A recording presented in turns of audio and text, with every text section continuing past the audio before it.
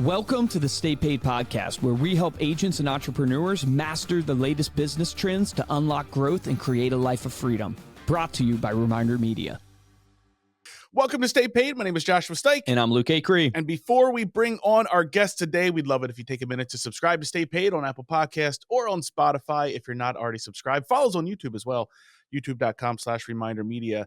Make sure to leave a comment. We will read those here on the show. Our special guest today is Dave Albin. Dave is the CEO of Firewalk Productions, the #1 firewalking instructor and team building expert in America. Firewalk Productions has provided innovative and effective team building experiences for organizations like Google, NASA, Notre Dame, Tony Robbins, and many others. Dave, welcome to Stay Paid. Thanks for being here. Hey, you guys. This is so cool, man. Thanks for having me. I really appreciate it. This is awesome. Yeah, Dave, we're excited to have you on. I want to dive right into this, man. Sure. So you worked with Tony Robbins for years. Yeah. Is Tony Robbins actually like he seems on stage? Like, does the guy actually, is he the same off stage as he is on stage? What was it like working for a guy like that? Complete. So horrible guy. Terrible. Guy's amazing. Tony is yes, he is everything off stage that he is on stage. I had the honor and privilege to be with him for just shy of 20 years. And when I got to a certain level, he offered me a position within Robbins Research to take over all the firewalks globally. And when that happened, I said, Tony, I'm really interested. The challenge is I homeschool my kids. And he goes, dude, I got your back. I'll pay to have them travel. And so that was it, man. Here's my daughter. What I guess she was probably 6 at the time. My son's 9. And the next thing those kids know, they're on the road with Tony Robbins and their mom and dad. So it was spectacular. That's incredible, man. What do you think his organization, it's hard to pinpoint one or two things, but if you were to look back on your 20 years with Tony and all the success you had, I mean, you were running his Firewalks and all that, but what were the things that made that company so great, that culture so great, that you've tried to take to your Firewalk Productions? Well, getting information from Robbins is like trying to get it through a fire hose. It never stops. Tony has a belief. His belief systems are, it's constant and never-ending improvement. He calls it CANI. And so, and one of the things he teaches is so powerful is state management. And so that just, that permeates throughout the company. And so we had, we ran. You run with Tony Robbins. You're running hard. You're running fast. And if you screw up, you're out. I mean, so he's a very professional athlete kind of a guy, if you want. He demands a tremendous amount from himself. And then, of course, if you're going to play on his team, you've got to bring your A game every time. And so that's the great part of that is, that spills over into the other parts of your life. And I think that's really why he's seen, his seminars, he's had millions and millions of people. But the Firewalk is what, it's the opening day gig, right? So he hits you with that the night of his 4-day event, night 1, the evening of, that's the Firewalk. And so when you come in on Monday morning, and you're with 6,000 people or 9,000 people or 12,000 people, whatever, right? Then there you are. You've got connectivity with them unlike you can't even imagine. When I first did my Firewalk back in 95, that night was extraordinary. I wasn't going to do it. I held off. I'm like, I'm going to go hide out. And Tony knows there's people that cowered. They hide in the back. So he trains people to come get you, which he did. This guy came out of me, and I'm hiding in the back, man. I'm not doing this. I'm scared to death. And this guy comes up to me, makes eye contact with me, and he gets 20 feet from me, and he goes, hey, man, are you okay? You're kind of looking at me like a dog that hears a funny noise, right? And I said, yeah, I'm fine. All good here. Move along. Nothing to see here, pal. And he went right for the kill shot, man. He goes, hey, man, you're going to walk tonight? And I said, absolutely not. You idiot. Why do you think I'm hiding in the back? And he goes, hey, man, that's cool. No problem. We don't want you to do anything you don't want to do. And I went, oh, okay. This guy's going to get me out of here. No, he's not. He's setting me up. Because the next question he asked me was, wouldn't you at least like to watch? And I'm like, yeah, sure. Let's go watch these people burn their feet off. So he goes, well, look, man, you can't see anything from way back here. I have 3,500 people standing in front of me. I can't see anything. I can hear it. When he gets you going out there at 12 o'clock at midnight, he's got everybody clapping, right? And chanting, going, yes, yes. And then when you get out there, and by the way, he has you take your shoes off inside the the venue.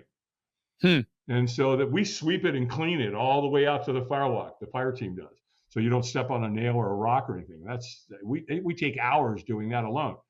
And Wow. then when you get out there, he's got African drummers, right? So it's dun dun dun dun dun dun. Dun. It's intense. Yeah, so he's in the whole emotion, the state, Oh, psychologically and physiologically. total immersion, man, up to your elbows, whether you liked it or not.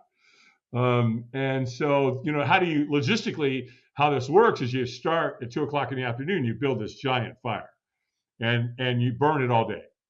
And you just keep adding cords of wood to it. And I mean cords of wood, hardwoods, seasoned hardwood. And then it burns all day, and it, after 10 hours, it renders. And you have this big, giant, beautiful blue flame coals. They are freaking gorgeous. And so what you do, you got 3,500 people or whatever, right? You go over, you fill wheelbarrows with the coals. You bring a wheelbarrow back in, and you run 2 lanes of sod on each side of it. And the sod is like 3 feet wide, 15 feet long.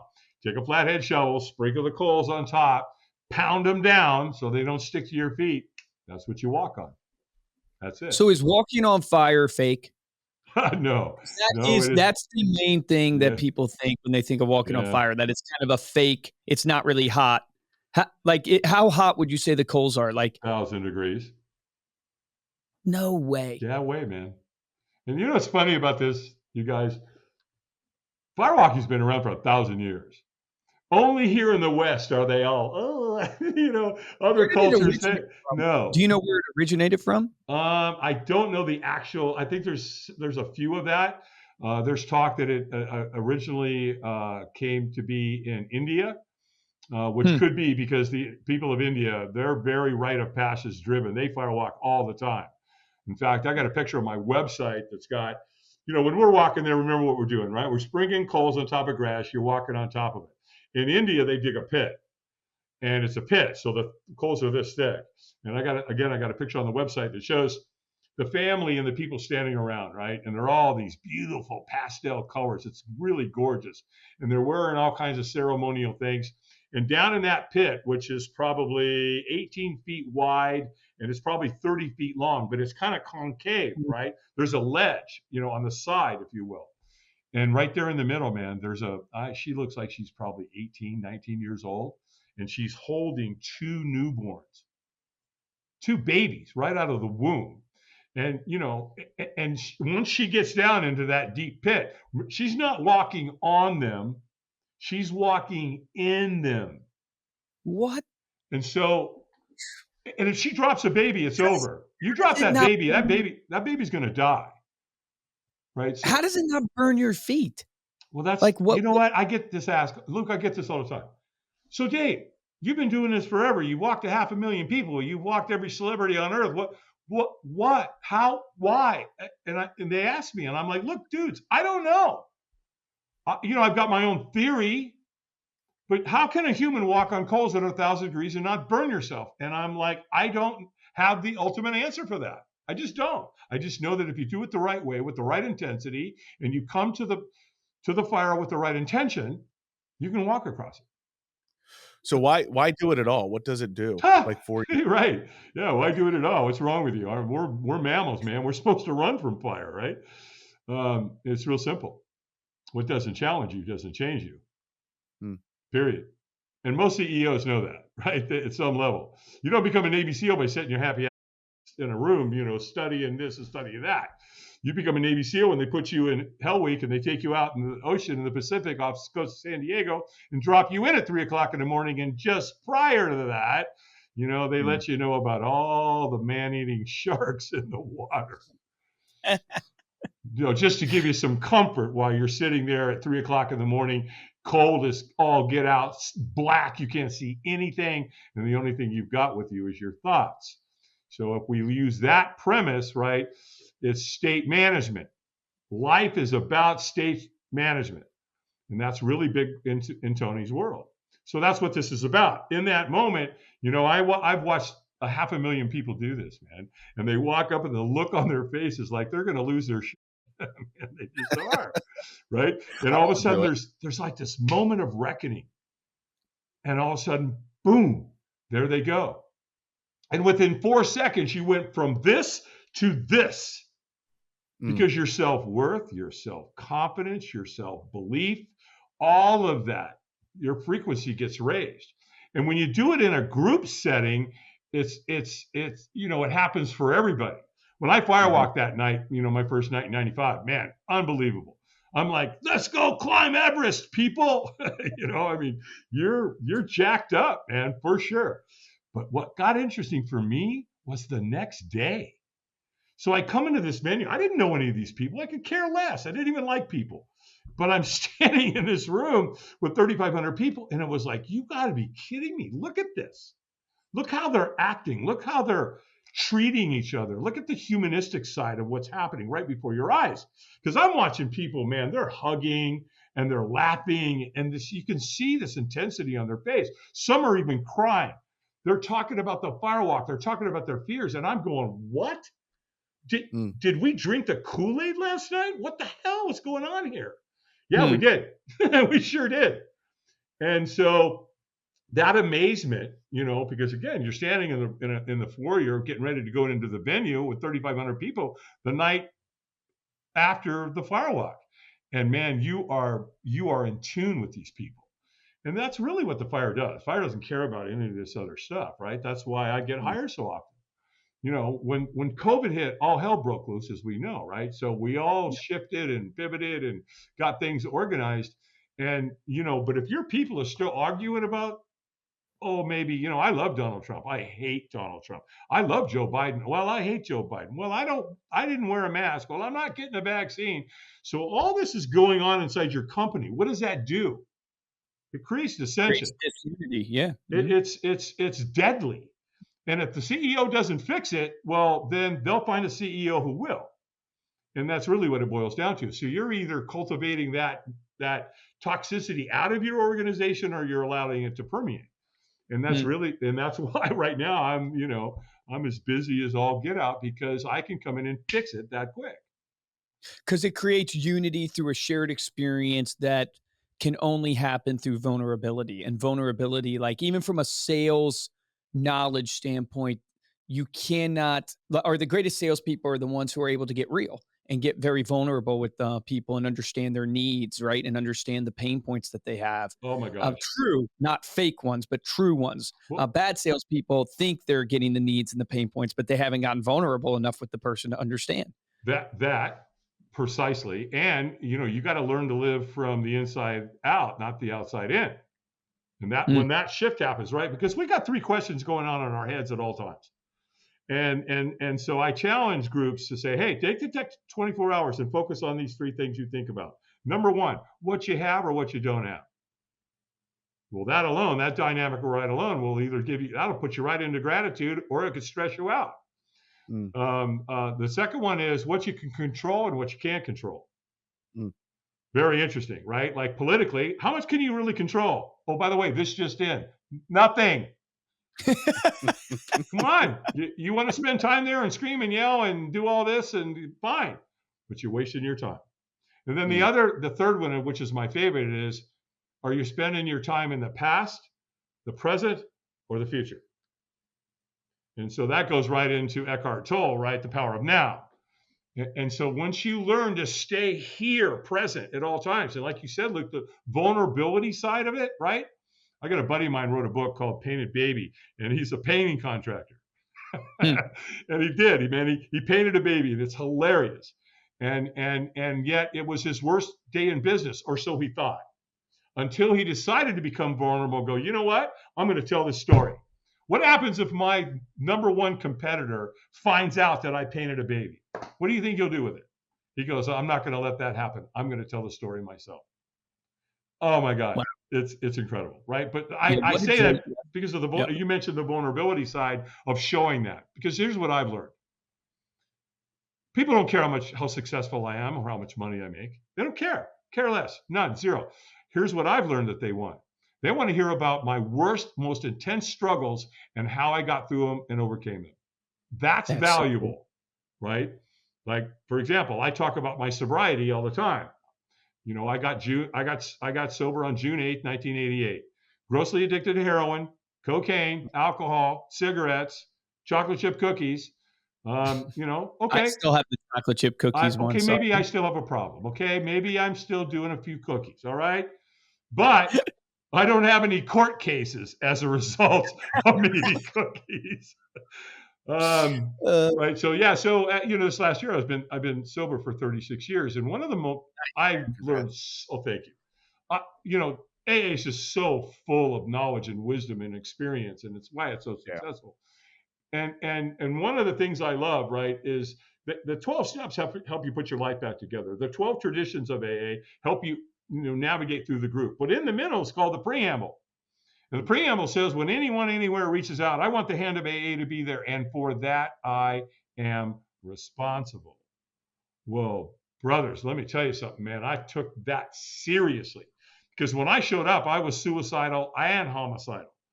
So those men, I went to an old men's group, man. They just embraced me. They loved me until I could love myself, and that never left me.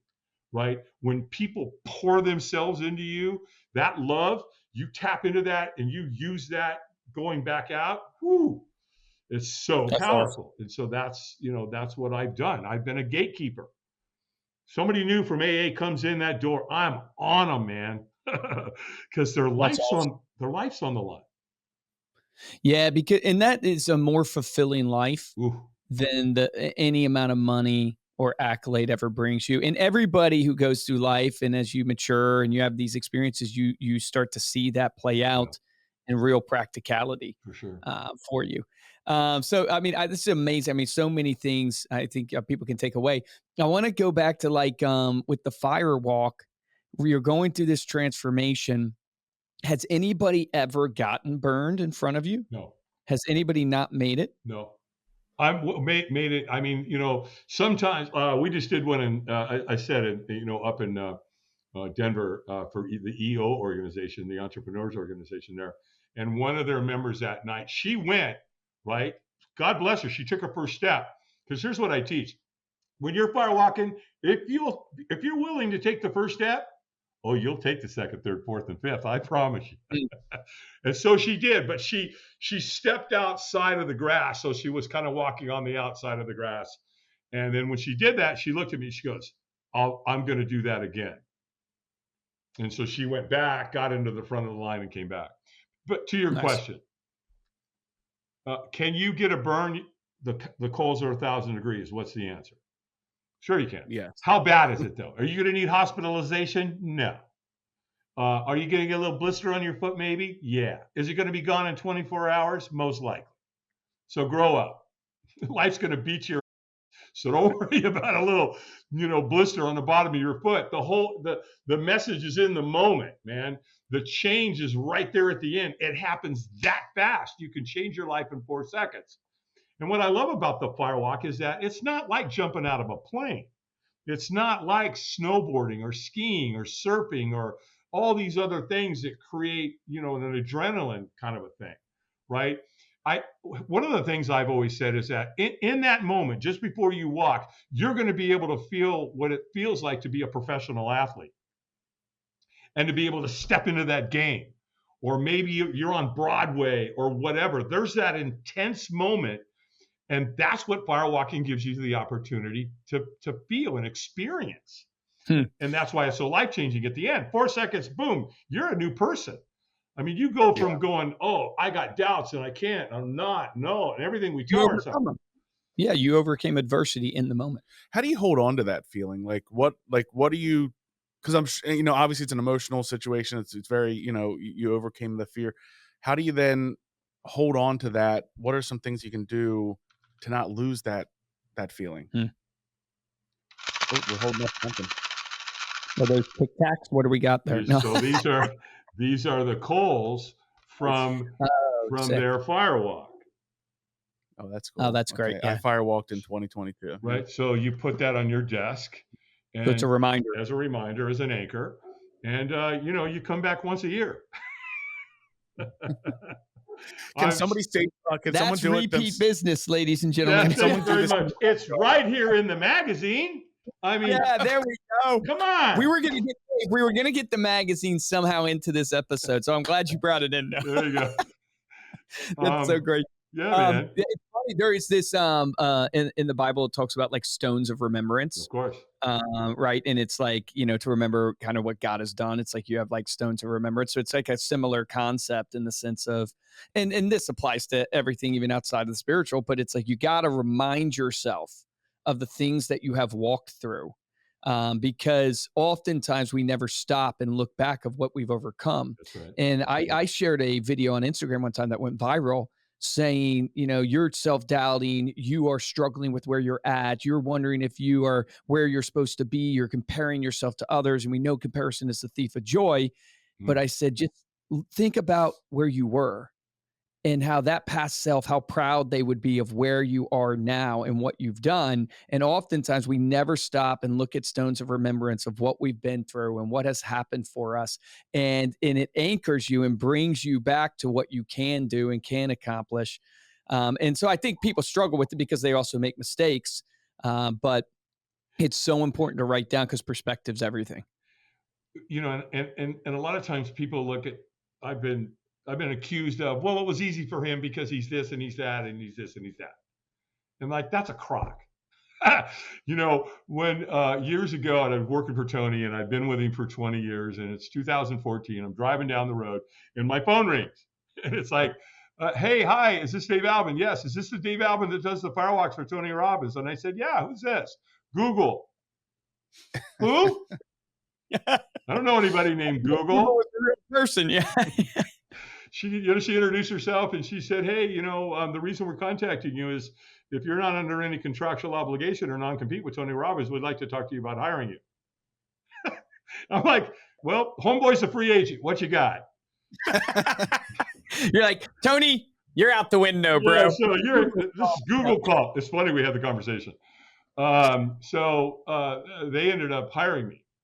And so when I'm flying out there to go to Mountain View, 148 executives. We ended up doing the glass walk, by the way. Firewalk wasn't logistically possible for them. So I have what's called the glass walk experience, really powerful. It's pretty spooky. And so anyway, I'm flying out there and I'm halfway there and I'm at 37,000 feet. And all of a sudden I have this thought in my head, Albin, you suck. What makes you think you're going to be able to get on stage at Google? You're going to flop. You're going to suck. People are going to laugh at you. Right. So these are the voices in our head. And I know your audience can relate to what I'm talking about because we all have that. And here was a really cool moment for me. Next thing I know, my other little guy jumps up on my shoulder and starts talking to me and says, can I just remind you of something?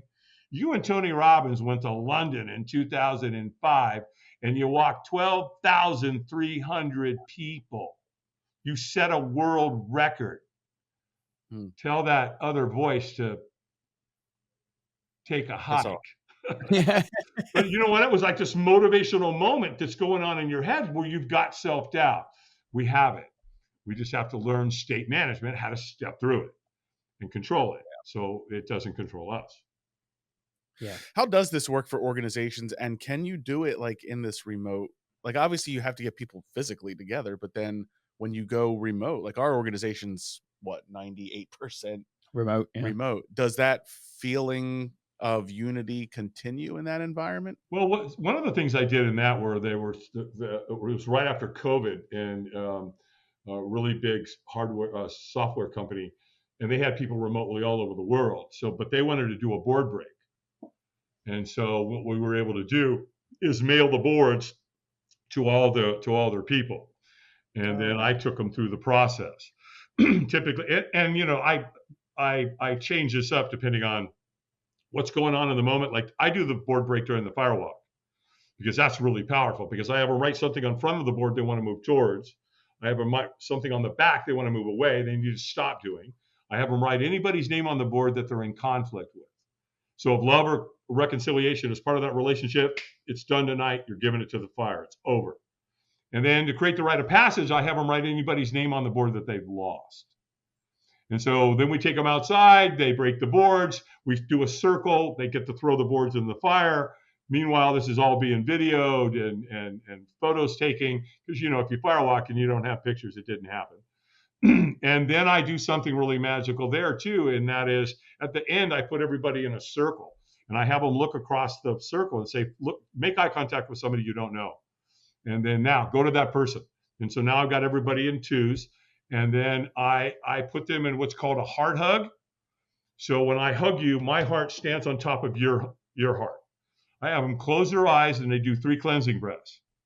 And when I'm getting them into or out of that second breath, their hearts calibrate.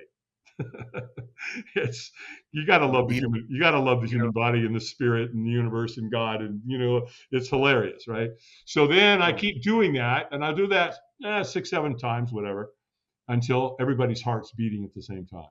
So they just broke a board, they made their declarations, they walked on fire, and I put them in a heart hug. And then at the end of the night, you know, we kiss them goodnight and we give them the coals so they can take it home. And you know, when they come in on Monday morning, they're different people. That's wild. And I just reached it. I don't know if you know this, Luke, you may know this, my Facebook page. You know, I was on a podcast a few months ago, and I was being interviewed by Natalia Earl, super, you know, really good in the space of podcasting. And so we recorded, and we're talking sidebar after we recorded, and she said, Dave, let me ask you something. Have you ever done a firewalk for veterans? And I said, you mean specifically? And she said, yeah. And I go, no, I mean, we've walked a lot of them, but we haven't targeted that. Why? What's going on? And she goes, well, first of all, do you know what the suicide rate is? And I go, yeah, I heard 22 a day. And she goes, that's not true, David. That's if they leave a note. They don't record it if they don't. She goes, the number's higher in the higher 40s to low 50s per day. Wow. And it was like a gut punch, right? I'm vet. I was raised by a highly decorated veteran in World War II, retired military. And then I grew up during the Vietnam era, right? So that I'm like, okay, you've got my attention. I'm in. What are we talking about here? And so as we talked, I said, look, give me a couple of days to think about this. I'll get back to you. We'll get this moving forward. And I went to bed that night, and I woke up in the middle of the night. And I've never been more clear about anything in my entire life. Like the vision at 3 o'clock in the morning went boom. And it was Operation Do No Harm. Well, I also realized, yes, there's a high suicide rate amongst veterans, but guess what? There's also a high suicide rate for first responders. And as of yesterday, right, 9/11, where 343 firefighters perished, right, that, you know what that does to their other brothers and sisters, right? The ones that have survival syndrome, if you will. And so, and I also realized that single mothers and kids that have been abused and neglected need to be part of that group, Operation Do No Harm. Well, I met an incredible firefighter that was dispatched to 9/11, Bobby Sense. He was in Brooklyn at the station when the call came in yesterday morning. Wow. And so Bobby said, you know, they're suited up. They know something's going on that's pretty, because I guess the tones of the bells and stuff in the firehouse change. And all they heard was commercial airliner hits building. So they were coming out of Brooklyn. They knew that's a lot, you know, they're coming from Brooklyn into Manhattan, right? And so they came around the corner, and Bobby said they saw the tower for the first time, and the smoke was bellowing all the way out there. He goes, we're going to die. Wow. He knew. They knew right then on the spot that they weren't going to make it. And they went in anyway. So Bobby, right? Bobby gets into building 2. Building collapses on him. And that's not, and they're sitting there and they're watching jumpers, hit the concrete at 140 miles an hour. He goes, it's pretty ugly, man. One of his buddies, one of his best guys, one of his best friends in the firehouse, killed instantly. So when the building fell on him, he climbed out, he dug out, and he went into building 1. And 103 minutes later, guess what happened? Building 1 collapsed on him. Yep.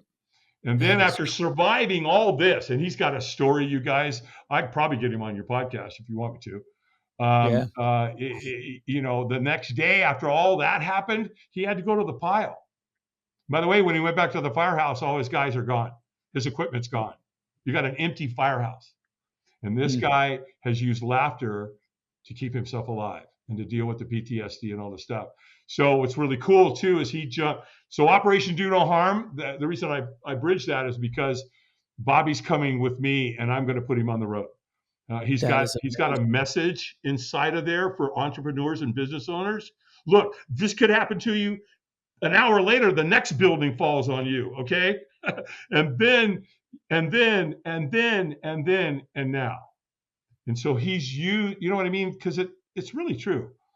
It's 90% what happens, it's 10%, what happens to us, and 90% how we react. And everything we do in life is a story. And we make up the story. We're the architect of that, right? So no matter how good or bad or whatever, we still create the story. That's why I love Viktor Frankl, right? His book, Man's Search for Meaning. Yep. So that's a hard read. But yeah, for those of your audience who don't know, he went to Auschwitz, man, and they assassinated his family. And so every day, imagine, every day, every moment, every second, you don't know that you're going into the death chamber. That's all that's on your mind. You're naked, you're cold, they haven't been fed, there's no hope. They take everything from you. They took everything except Viktor figured out there's one thing you're trying to take, but I have to let you. I have to give you almost permission. I have to relinquish it, maybe is a better way to say it. And that's my attitude. Because Viktor's going, someone's got to get out of here and tell the story. So he realized that purpose would do that. And so, and that's what he did. Incredible, man. It is such a hard book. Oh, it's just excruciating. But the message there, man, whoo. So powerful. Well, Dave, your message today was powerful as well. Let people know before we close out here, though, how they can connect with you, learn more about what you're doing. Oh, man, thank you. Well, just the website, firewalkadventures.com. It's all one word, firewalkadventures.com. That's awesome, awesome. Well, thank you again for coming on the show and sharing your story and what you're doing. Thank you all so much for listening. You can dive deeper into this episode, get the show notes, as well as the links that Dave mentioned over at staypaidpodcast.com. Of course, you can check the show notes wherever you're listening to this as well. If you enjoyed this episode and want to show your support, head on over to Apple Podcasts or Spotify, drop us a 5-star review and leave a comment. And the best way to support the show is simply share this episode with someone that you know. If you want to get hold of me, Luke, you can email us at podcast@remindermedia.com. And of course, you can follow us on social as well. We are at Stay Paid Podcast for this episode of Stay Paid. I'm Joshua Stike. Guys, I'm Luke Acree. Dave, incredible, man. So glad that you came on. I really hope people go check out what you're doing with the Firewalk and the Do No Harm. I think there's a ton of potential there and a ton of good. So really, really awesome. My action item for everybody listening to this, I mean, it's just so powerful. There's so many takeaways you could get, but I would challenge you to think through the question, are you living in the past, the present, or the future? Where are you at? And, the idea of, what can you control and what you can't control? Like that whole concept, that is so powerful. If you take a second, pause, reflect, get into where your actual thoughts are instead of letting the subconscious mind and just whatever happens to you control your life. Remember, the difference between top producers and mediocre producers in every single business is top producers take action. Take action on that today.